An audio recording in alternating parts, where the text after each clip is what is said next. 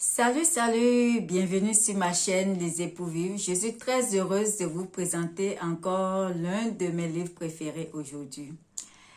Quelqu'un m'a demandé l'autre jour, Gisèle, pourquoi les époux vivent? On vit déjà? Oui, on vit déjà. Mais la lecture apaise notre cerveau. La lecture améliore notre connaissance. La lecture, c'est l'héritage. C'est l'héritage de tout ce qu'on lit dans un livre. C'est l'héritage de tout ce qu'on apprend dans un livre. C'est un héritage que quelqu'un ne peut pas nous arracher. C'est un héritage que ni vos parents, ni vos soeurs, ni vos frères, ni votre mari, ni votre femme, peu importe c'est qui, ne peut pas vous arracher parce que vous avez lu un livre et certainement vous avez appris quelque chose dans ce livre. Contrairement à quelqu'un qui ne lit pas. C'est ça la différence entre quelqu'un qui lit et quelqu'un qui ne lit pas. Et c'est pour ça moi j'aime beaucoup lire. Surtout cette histoire d'héritage qu'on va parler dans ce livre. L'héritage, parce que l'héritage c'est quelque chose, surtout dans le continent africain, dans beaucoup de coins, il y a toujours ce problème d'héritage. L'héritage, même si ton parent t'a laissé un testament, c'est toujours compliqué, difficile d'avoir cet héritage. C'est très compliqué d'avoir cet héritage. Et, et contrairement à la lecture, quand tu apprends, même si quelqu'un t'arrache matériellement tout ce qui t'appartient, c'est que tout ce que tu apprends dans un livre, ça, avec ça, tu peux encore faire plus, tu peux faire mieux en fait. Et aujourd'hui, je vais vous parler d'un monsieur qui s'appelle Ricardo Kanyama. C'est l'auteur de mon livre d'aujourd'hui. C'est un monsieur qui aussi, à 6 ans, a perdu son père. Et dans la coutume de ce village, là où ce monsieur était né, Ricardo était né, l'héritage n'appartient pas aux héritiers directs. C'est-à-dire aux enfants du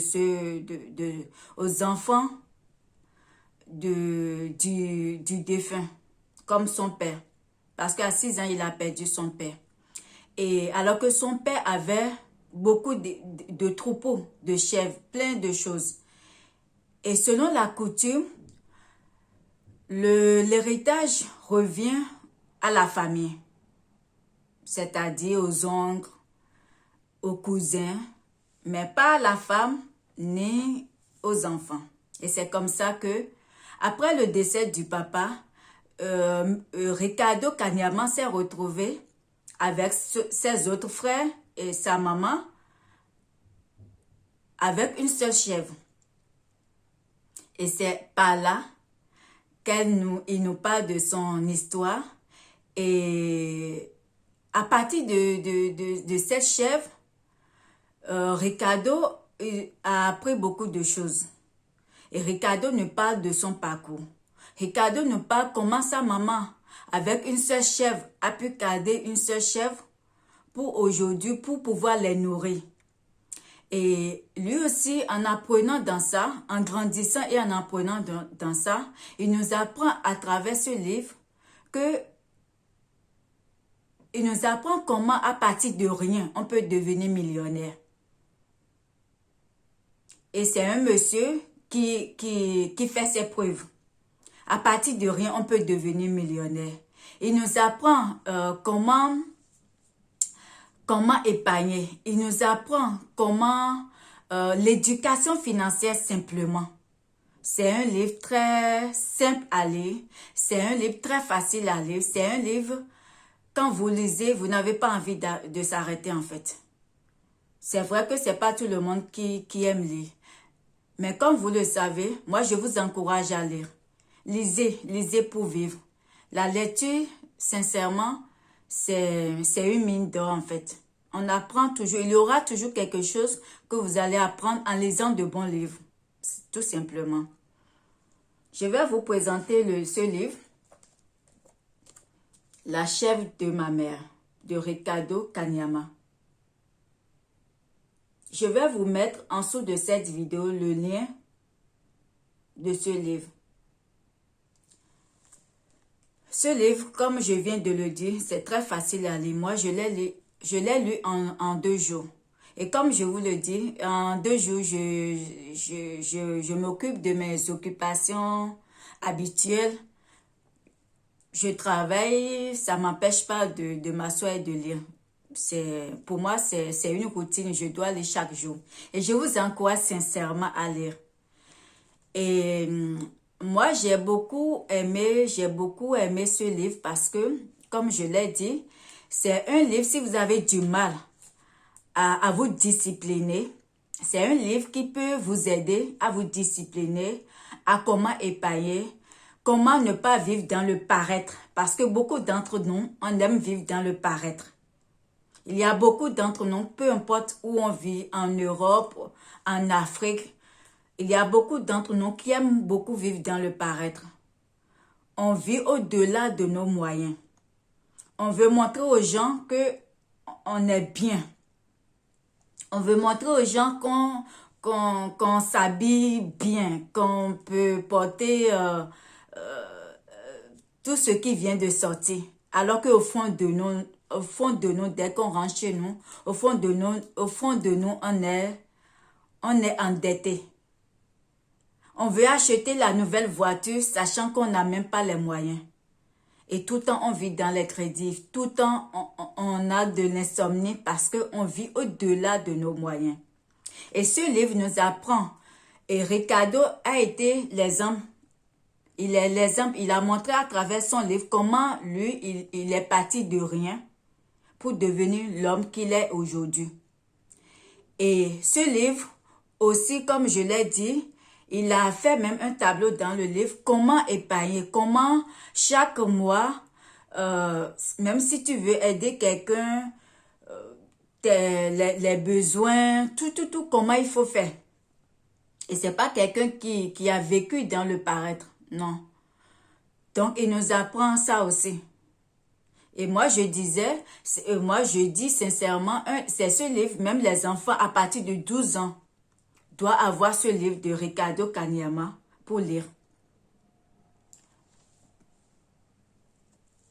Ça va aider l'enfant très tôt à comprendre qu'il ne faut pas juste dilapider son argent. Comme je le disais très tôt, quand la famille de Ricardo a eu les biens de son papa, selon la coutume, c'est qu'ils n'ont pas tenu. Ils ont utilisé tous ces biens, tout a été dispatché, tout est parti. Parce qu'ils ne savent pas comment entretenir. Le tout ne suffit pas d'avoir beaucoup d'argent. Tu peux avoir beaucoup d'argent, mais si tu ne sais pas comment l'utiliser, ça ne va pas tenir l'argent. Ça ne peut pas tenir. La richesse, ce n'est pas avoir beaucoup d'argent. C'est comment tu entretiens aussi ta richesse, comment tu entretiens ce que tu gagnes au quotidien. Donc, à travers ce livre, c'est ce que l'auteur nous apprend à travers ce livre et que je vous invite vivement à prendre ce livre. Comme d'habitude, je vais vous lire un passage de ce livre. Je vais vous lire un passage de ce livre. En lisant ce livre, je ne sais pas si c'est moi, je me suis trompée, mais dès que je vais finir la lecture, je vais vous poser la question et n'hésitez pas à me dire ce que vous pensez. Il a parlé de l'intelligence financière. Aujourd'hui, nous avons des individus académiquement bien formés, mais financièrement alphabètes. C'est la raison principale pour laquelle la grande majorité des personnes formées dans nos écoles réussissent professionnellement, mais échouent sur le plan des finances personnelles. Leur analphabétisme financier se manifeste souvent par l'incapacité de distinguer un actif d'un passif dans la vie financière personnelle. Et pour rendre cette intelligence financière simple j'aimerais leur en parler en termes des chèvres. Ce que je viens de lire, c'est-à-dire l'auteur a dit, nous avons des individus académiquement bien formés, mais financièrement alphabètes. Je me dis, est-ce que l'auteur ne s'est pas trompé sur cette phrase? Il aurait dû dire, mais financièrement analphabète. Je pense que c'est une erreur. Je peux me tromper, mais dites-moi ce que vous pensez sur ce que je viens de lire. En disant que nous avons des individus académiquement bien formés, mais financièrement alphabètes, est-ce que c'est pas analphabète? Ça peut arriver. Il y a souvent dans des livres, on en trouve souvent des erreurs comme ça. Mais en lisant, c'est ce que j'ai pensé. Si c'est moi, dites-moi dans les commentaires. Et voilà, c'est ce que je pense vous partager aujourd'hui. Derrière ce livre, il a mis ce petit livre est plus qu'un livre. Et c'est vrai, c'est plus qu'un livre. Ça, je peux confirmer ça.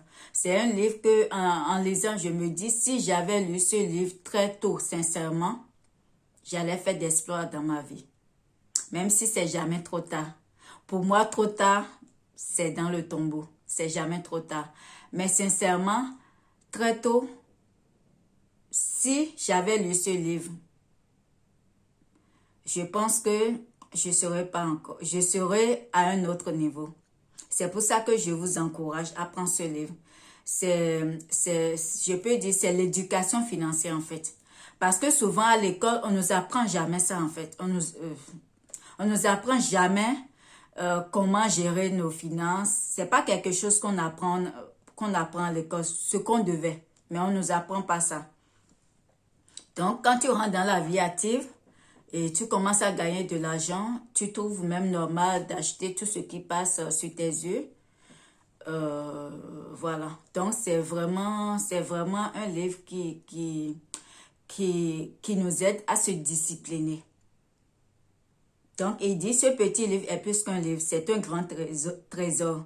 C'est un guide sur le chemin de la réussite matérielle et de l'autonomie financière. Pas à pas, Ricardo Kanyama montre au lecteur comment gravir une marche à l'autre, les escaliers qui conduisent au succès matériel. Il montre comment devenir millionnaire par des moyens honnêtes et transparents. Et cela à partir de rien ou presque. Le livre que Ricardo Kanyama met à la portée du lecteur est une initiation à un combat vital pour tout jeune, le combat contre la pauvreté matérielle. Comme un coach perspicace, Ricardo met à la disposition du lecteur des armes sûres qui assurent la victoire à ce combat. La simplicité de l'histoire de la chef de ma mère devrait vous convaincre que vous pouvez vous aussi devenir riche, quelle que soit votre situation actuelle. En effet, cette sagesse simple contient un secret puissant qui peut transformer le destin de ceux qui la comprennent et l'appliquent. Merci encore de suivre cette vidéo. N'hésitez pas à liker cette vidéo, commentez, partagez et dites-moi ce que vous pensez. Et la prochaine fois, je vais vous parler du livre le plus vendu dans le monde. Si vous avez une idée, dites-moi dans les commentaires le livre le plus vendu dans le monde. Je n'ai pas dit le livre le plus vendu quelque part, en France, en Afrique, peu importe, en Asie. Non, j'ai dit le livre le plus vendu dans le monde. Je vais vous présenter ça. Si vous avez une idée, c'est la bienvenue. Dites-moi dans les commentaires le livre le plus vendu dans le monde. Allez, abonnez-vous si ce n'est pas encore fait et à ma prochaine vidéo. Bye!